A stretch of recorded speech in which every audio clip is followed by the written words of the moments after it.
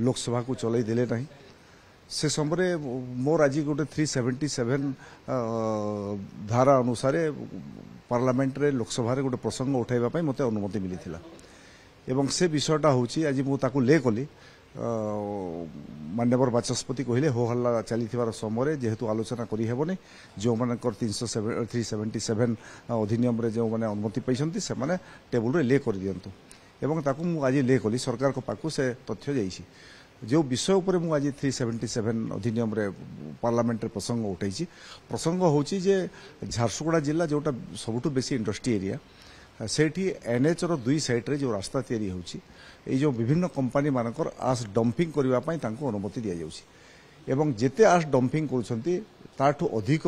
जेते आस डंपिंग करबा कथा मन इच्छा आस डंपिंग करूछंती गत 10 दिन तले वर्षा हेबा कारण अत्यधिक आस रोड साइड रे एनएच साइड रे डंपिंग करथिबा कारण दुई तीनोटी रास्ता क्षतिग्रस्त हला भांगी गला एवं जेते आस सेठी रोड साइड रे एनएच ऊपर पड़ीथिला से सबु आस वर्षा पानी को तांको धोई नै कि चाषींकर खेत जमीन को चली गला यह द्वारा से अंचल रे व्यापक क्षयक्षति हला चाषी मानकर धान नष्ट हला जमीन नष्ट हो गला परिवेश प्रदूषित हला एवं सेथि पय आज मु केंद्र सरकार पाखरे आवेदन करिछि